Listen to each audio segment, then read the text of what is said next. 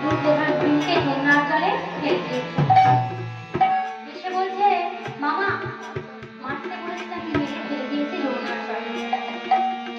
তখন শকুনি ঘরের মধ্যে একটা কোণে গিয়ে কৃষ্ণকে বক্ষ মাঝে চেপে ধরে বলছে, তুমি সত্যি বলেছিলে আমি করে দিয়েছি।